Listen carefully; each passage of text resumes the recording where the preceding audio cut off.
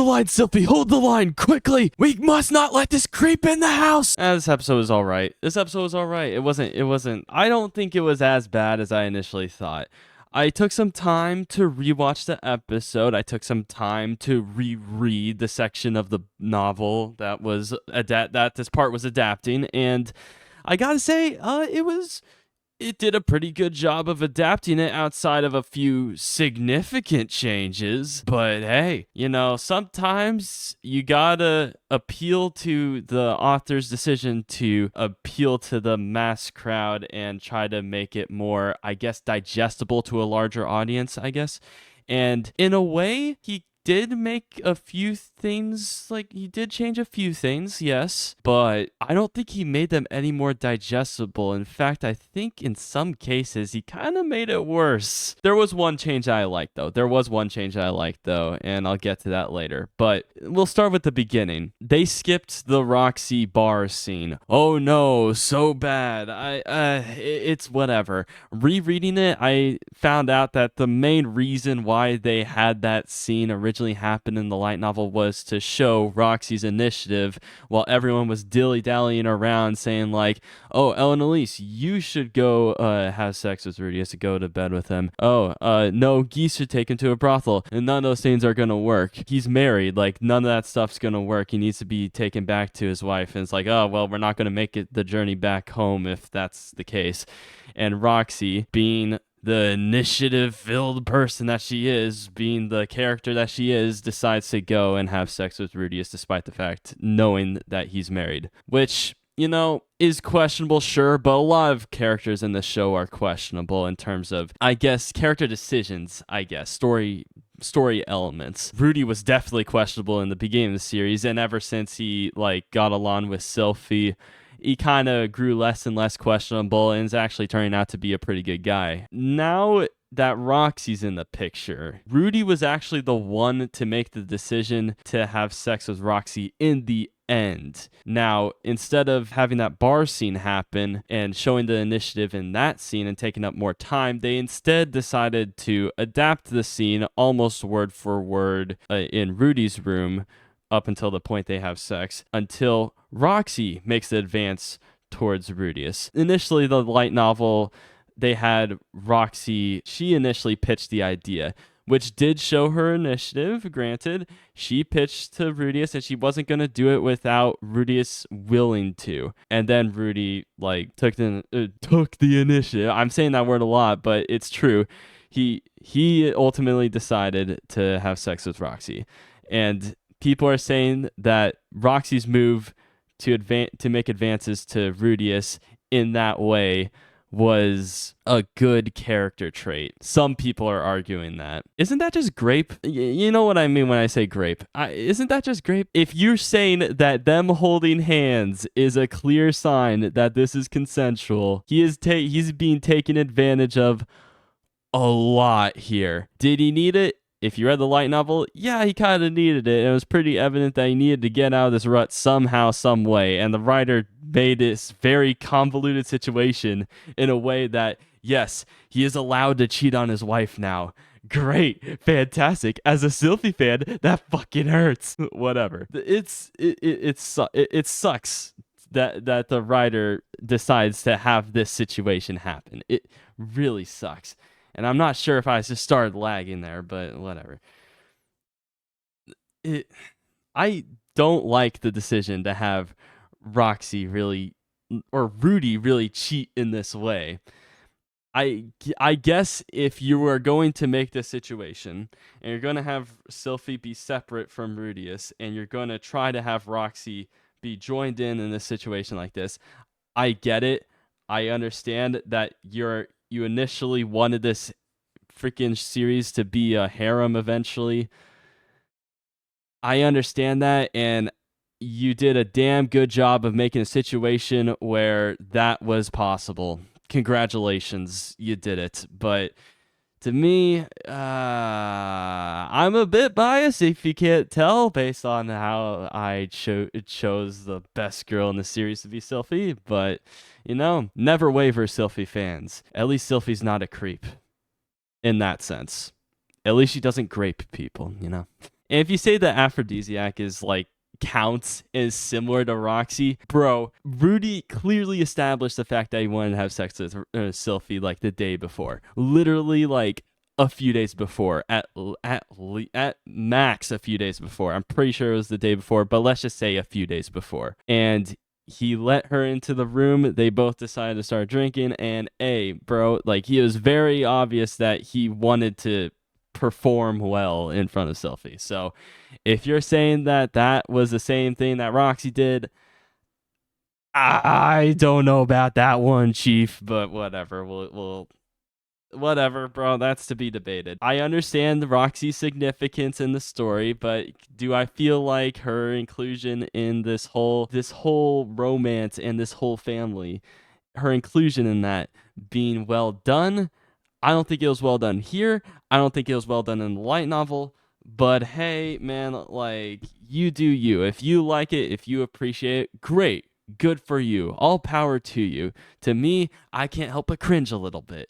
And that sucks because I love this show. Next, we got, what else we got? They skipped the scene where Rudius made the what if scenario to Roxy about someone being reincarnated into another world after their parents dying and not being appreciative of them. And only now, after his current parents die, does he start to mourn for both pairs of parents.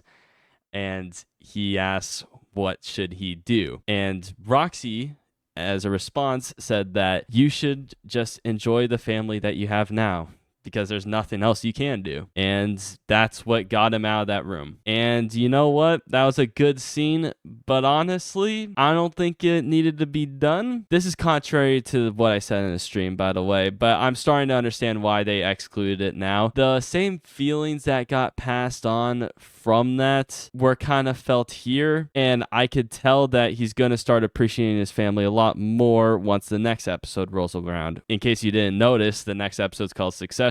I wonder what's going to happen there. It's pretty obvious that he's going to start appreciating the family that's in front of him a lot more. They're probably going to dwell into that a bit more, but pitching the what if scenario and somewhat semi-confessing to Roxy about his past life, does that need to be included? No. It's clear from the later volumes that the author did not want to like really make that a thing in this show, him coming out as like a reincarnated person from another world. He didn't want that to invade Rudius's life in any way. Having that what if scenario, being able to rewrite that and just not have that happen at all, that's clearly a choice from the author, and I can respect that decision. Because ultimately, that lesson that's learned from that scene is probably going to happen in the next episode, if I'm not mistaken. I'm pretty sure that's going to happen. One thing that I did not like, both in the light novel and the anime episode, was Lilia's reaction to Rudius finally getting out of the house.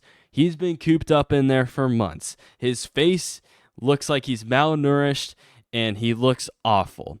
And Lilia just says, oh, hey, Rudius, like nothing ever happened. This happened in the anime. This happened in the light novel. I don't like it. She barely shows any care for the fact that Rudius finally got out. Fucking hell, man. Like, at least, can she at least be, like, impressed by that? Like, she's always being, like, all suck up to Rudius. Like, can she at least, like, act, like, impressed by the fact that Rudy got over it? Can she act at least, like, a little bit like happy? No, she's just stone-faced the entire time. The rest of the scene was fine. I think how they're handling Zenith right now is just fine. How they handle Zenith in the light novel was also good, so not much needed to be changed there. They finally decide to leave the city of Rappan, and they show the grueling journey that it takes to get out of that desert, with Rudius being somewhat malnourished, not really now, but still pretty much in bad shape. And with one arm, it's kind of a mess, but they still managed to get through it, and they still managed to go all the way to the teleportation circle. So that's cool. But before that, we have a scene with Rudius and Roxy. I think the scene was done really well. They really established the fact that, yes, Roxy did take advantage of Rudius's like depressed state, and I'm glad they kept that in there because, well, it's a very complicated situation. This anime is full of complicated characters and very questionable decisions, but that's the marvel of the show that not many other anime cover. People are flawed, characters should be flawed, and that is very much represented here. Do I like Roxy because of her decisions? Hell no. I don't like her. Just like how I didn't like Rudius in the beginning of the series. Right now, I do not like Roxy. And if you want to simp for her, fine. But damn it, bro, I can't. I'm starting to think that you're just really biased in that situation. Whatever. I like the scene, though. I like the scene a lot. With them talking to each other, they got a lot of crap out of the air and just they let things settle and they decide, you know what, let's just leave things as it is. We don't need to take things any further, which is great. Elise comes into the picture and pitches to Rudius that he should probably marry Roxy as well. Rudius does not like this decision. Rudius says that he berated Paul for doing the same thing. Elise says that, hey, Zenith seemed just fine after the marriage, I'm pretty sure, with Lilia, and why wouldn't it be the same here? I'm pretty sure you are able to love your wives equally, and yeah, I guess that might be true, but he definitely did promise to Sylphie that he would stay loyal to her, and he kind of already semi-broke that promise. Rudius was still hesitating on that decision in the light novel. In the anime, he decided to immediately turn on a dime to marry Roxy afterwards. Like, very quickly. I did not like that, but I did like the fact that they excluded this part, which makes Elise seem very, very manipulative. And it's the fact that she mentioned that Roxy hasn't had her period in a while, and she might be pregnant as a result of Rudy having sex with her. That is so manipulative, bro. She asks Rudius, if she's pregnant, would you marry her? And Rudy immediately says yes, understandably so. And that is fucking crazy to me. I am so glad they decided to exclude that from the light novel because ultimately she's not pregnant right now at all. It was just a jump scare to make Rudius like immediately turn on a dime and say to marry Roxy, which again, Elise, very, very devious of you, to say the least. But I like the decision to exclude that, but I don't like the fact that Rudius was immediately changed his mind. In both the light novel and the anime, it was basically the same thing up until that point. Elise did pitch to Rudius that like Paul basically did the same thing, and that kind of helped him be persuaded into marrying Roxy. But that was the ultimate deciding factor in the anime, which I guess is better than the pregnancy bit, which yeah. But I gotta admit, the proposal scene was damn good. It was damn good. Well directed, music choice was excellent, the animation of the facial features was great, and the environment was awesome, and the voice acting was great too.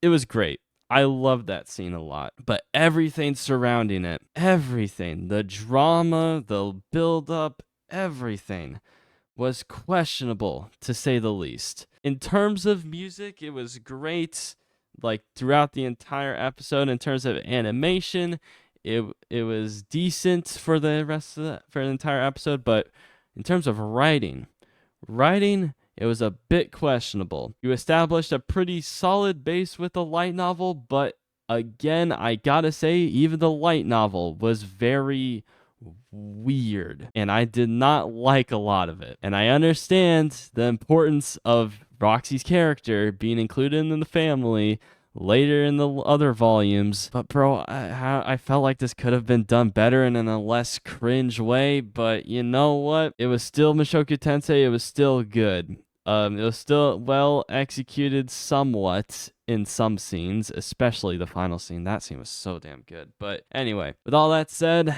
I am probably going to give this episode a solid 7 out of 10. It was very good, very good. Not great, not fantastic, not nearly as good as the last two episodes.